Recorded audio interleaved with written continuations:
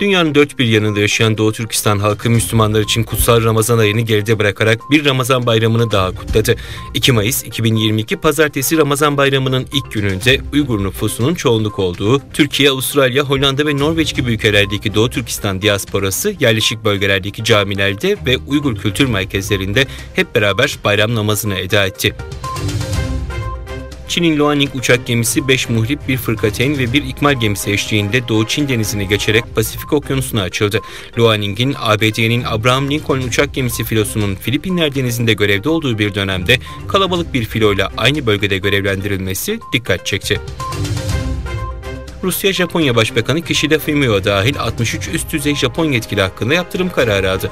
Rusya Dışişleri Bakanlığı'ndan yapılan açıklamada Japon hükümetinin görülmemiş bir Rusya karşıtı kampanya başlattığı ve Rusya'ya karşı iftira ve doğrudan tehditler dahil kabul edilemez söylemlere izin verdiği aktarıldı. Yaptırım çerçevesinde 63 Japon vatandaşına Rusya'ya giriş yasağı konulduğu ifade edildi. Çin'in Çiçiang eyaletinin Hangzhou kentinde bir teknoloji şirketinin Ma adlı yöneticisinin ulusal güvenliği tehlikeye atan faaliyetlerde bulunduğu gerekçesiyle gözaltına alındığına dair haber borsa yatırımcıları için kafa karışıklığına yol açtı. Haberde yalnızca soy ismi verilen Ma adlı şahsın merkezi Hangzhou'da bulunan Çin'in en büyük internet ve teknoloji şirketlerinden Alibaba'nın kurucusu Jack Ma zannedilmesi nedeniyle şirketin Hong Kong borsasında işlem gören hisseleri gün içinde %9,4 değer kaybetti.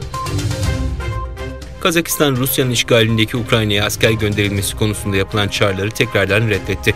Kazakistan makamları Kolektif Güvenlik Anlaşması örgütü ülkelerinden talep gelmesi halinde bile Kazak ordusunun Ukrayna'daki herhangi bir barışı koruma askeri operasyonuna dahil olmayacağını resmen duyurdu.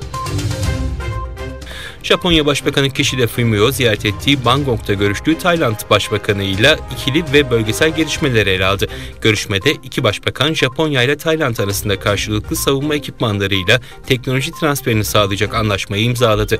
İki lider görüşmede Çin'in faaliyetlerini yoğunlaştırdığı bölgede serbest ve açık Hint-Pasifik vizyonu kapsamlı işbirliğinin güçlendirilmesinde anlaştı. Müslüman ülkelerin büyük çoğunluğunun bu yılki Ramazan bayramını 2 Mayıs'ta kutladığı bir dönemde Çin rejimi kasıtlı olarak Ramazan bayramını 3 Mayıs'a erteledi.